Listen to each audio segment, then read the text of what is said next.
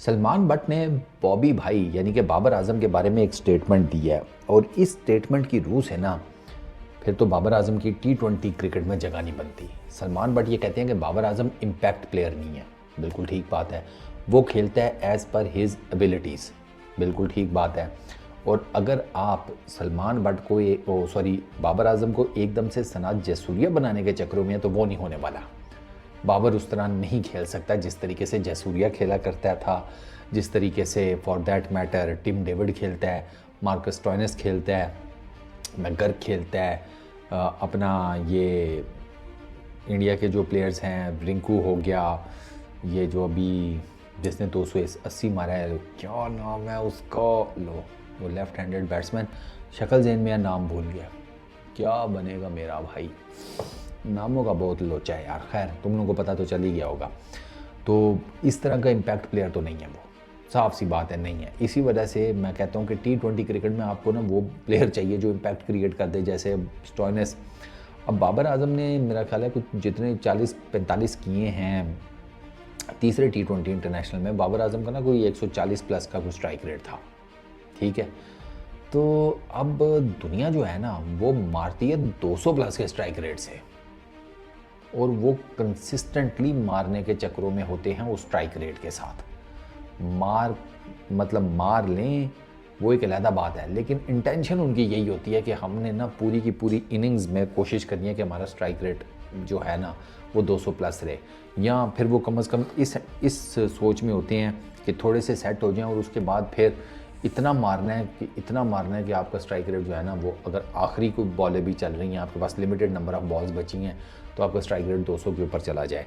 Stoinis उसकी prime example है कि वो उसका जब हाथ खुला, उसने शुरू में आकर ज़रा थोड़ा किया दिस दैट, अच्छा हो के फाइन, एक दफ़ा उसका हाथ खुल गया, फिर उसने नहीं देखा, फिर उसने 5 छक्के 5 चौके मारे अपनी 50 में, जो उसने पाकिस्तान को मारी, और 200 प्लस के स्ट्राइक रेट से मारी, 200-250 के पता नहीं कितने के स्ट्राइक रेट से।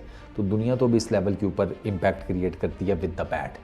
तो बाबर आजम तो ये नहीं कर सकता, जो साफ सी बात है। बाबर आजम की एबिलिटी नहीं है, बाबर आजम से छक्का नहीं लगता भाई। या अगर वो छक्के मार भी ले, 1-2 ही मारेगा ज़्यादा से ज़्यादा। अगर आपको ये लगता है कि वो किसी इनिंग्स में एकदम से आपको 200 प्लस के स्ट्राइक रेट से बैटिंग करके दिखा देगा, जो 4-5-7 छक्के मार लेगा, वो नहीं होने वाला।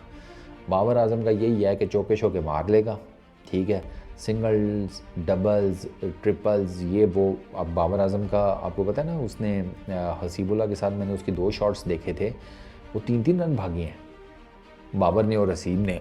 तो वो फिटनेस के ऊपर बाबर डेफिनेटली, इसका मतलब है अपने काम कर रहा है, क्योंकि running between the wicket Babar Azam की बहुत, जिसे कहते हैं ना, एलूसिव टाइप की थी, मतलब ज़बरदस्त किस्म की थी, वो नज़र भी आ रही थी।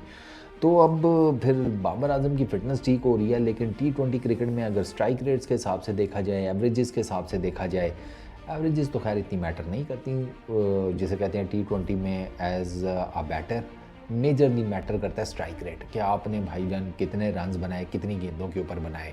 तो वो वाला काम जो है वो बाबर आजम से ऊपर का है। तो इसी वजह से मुझे ये लगता है कि बाबर आजम को फिर आप ना T20 क्रिकेट ना खिलाएं, उसको फिर खिलाएं ODI क्रिकेट और टेस्ट क्रिकेट। अब उसमें दिक्कत ये है कि ज़्यादातर होती ही T20 क्रिकेट है, टेस्ट क्रिकेट और ODI क्रिकेट जो है वो कम होती है, और पाकिस्तान को मेजर क्रिकेटिंग नेशंस के अगेंस्ट तो ये दोनों अपॉर्चुनिटीज़ कम मिलती हैं। सेना के अगेंस्ट मैं बात कर रहा हूँ, कम ही अपॉर्चुनिटीज़ मिलती हैं, मतलब उनकी तरफ जाकर खेलना एंड ऑल दैट। पाकिस्तान आकर तो एक और चीज़ है ना। तो बाबर आजम को अगर आप ये 2 देते हैं तो ये अब कंपैरेटिवली कम खेली जाती हैं, दुनिया में ज़्यादातर चलती ही T20 क्रिकेट है या T20 इंटरनेशनल्स है। तो फिर अगर बाबर आजम ये नहीं खेलेंगे तो फिर बाबर आजम आपको कोई बहुत ज़्यादा इन एक्शन नज़र नहीं आएंगे। वो भी एक रोल है कि आपका इतना ज़बरदस्त किस्म का बैट्समैन, और बाबर आजम मेरे हिसाब में आप इसको ज़बरदस्त किस्म का बना सकते थे, आपको ये इसके T20 वाले लोचे भी ना होते, अगर वो जो शुरू में ना बाबर आजम के ऊपर थोड़ा बहुत काम कर लिया जाता। एक तो बाबर आजम खुद वो मोड़ गए जब काम करने की बात आई अपने ऊपर, ठीक है, और रही सही जो जिसे कहते हैं कसर है वो उससे पहले पूरी हो गई थी, जब बाबर आजम की प्लेट छोटी थी और डाल बहुत ज़्यादा दिया गया तो वो काम ख़राब हो गया। तो अब बाबर आजम के लिए जो रिटर्न बैक है वो फिर अब आई गेस PCB और सेलेक्टर्स के ऊपर ही है कि बाबर आजम का क्या करना है। और मुझे ना जो अभी मौजूदा सिलेक्शन कमेटी है ना, उसके हिसाब किताब देखकर ऑनेस्टली स्पीकिंग लग नहीं रहा कि आपको बाबर आजम T20 इंटरनेशनल्स में कुछ ज़्यादा आगे खेलते हुए नज़र आएंगे। ये मैं आपको बता रहा हूँ, ये सिलेक्शन कमेटी चेंज हो गई पूरी की पूरी तो फिर शायद बाबर आजम का चांस बन जाए T20 इंटरनेशनल्स में। इस सिलेक्शन कमेटी के साथ मुश्किल हो जाएगा, ये मैं आपको बता रहा हूँ, क्योंकि अभी बहुत बाबर आजम के ऊपर बात हो रही है, इवन फैंस में भी हो रही है कि बाबर आजम T20 मटीरियल नहीं है। और बाबर आजम की अगर ओवरऑल देखा जाए तो T20 मटीरियल तो वो वाकई नहीं बनते। अब 120-30 का स्ट्राइक रेट कोई स्ट्राइक रेट होता है यार, अब ये तो कोई स्ट्राइक रेट है ही नहीं। अब तो मिनिमम जो बेंचमार्क है वो 150 बना हुआ है कि भैया 150 से ऊपर। या चलो अगर थोड़ा पुराना प्लेयर है, थोड़ा जिसे कहते हैं वो थोड़ी मेहरबानी करें, गुंजाइश निकालें, वो करना हो ना तो बंदा 140 कह देता है। इससे नीचे का स्ट्राइक रेट भूल जाएं कि आप मेंटेन कर भी लें तो आपको यही कहा जाएगा कि भैया आप स्लो खेलें हैं। 20 ओवर्स की क्रिकेट में 100 जिसे कहते हैं 20-30 के स्ट्राइक रेट या 130 प्लस का 140 से नीचे का डजेंट मैटर। तो बाबर आजम को ना अपने ऊपर जिसे कहते हैं ठीक ठाक काम करना पड़ेगा।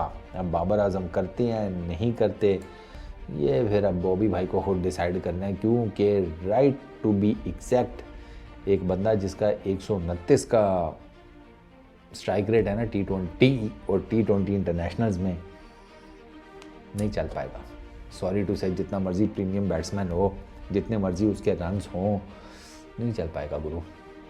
आपको स्ट्राइक रेट हाई चाहिए और वो आपने देख लिया कि दुनिया भर के जो बैटर्स हैं T20s के अंदर, क्या वेस्ट इंडियंस क्या इंडियंस, वेस्ट इंडीज़ का देखना है, इंग्लैंड के अगेंस्ट सीरीज़ जाकर देखें जो उन्होंने कूटा है इंग्लैंड को। साउथ अफ्रीका ने को जो कूट लगाई है इंडिया की T20 टीम ने वो जाकर देखें। संजू सैमसन हो गया और दूसरा हो गया उल्टा, अभी तक उसका नाम ही नहीं आ रहा मेरे जहन में, पता नहीं क्या चक्कर है। तो वो हो गए, रिंकू हो गया। तो आप उनकी जाकर बैटिंग देख लें, आपको पता चल जाएगा कि आपकी बैटिंग में और बाकी दुनिया की T20 इंटरनेशनल्स की बैटिंग में बहुत फ़र्क है। और बाबर के साथ बाय द वे रिजवान का भी नाम लिया जा रहा है, ये रिजवान का भी नहीं बनता T20 के अंदर। तो मैं तो इस फेवर में हूँ कि आप T20 की टीम ही बिल्कुल नहीं बनाएं, बिल्कुल नई यंगस्टर्स को चांस दें, एक के बाद एक को ट्राई करें, कोई ना कोई तो कुल्हाड़ा निकल ही आएगा ना। बस आपको ऐसे ही कुल्हाड़ा चाहिए। इस वीडियो में इतनी, अपना बहुत ख्याल रखना, नेक्स्ट वीडियो में मुलाकात होगी। Peace out.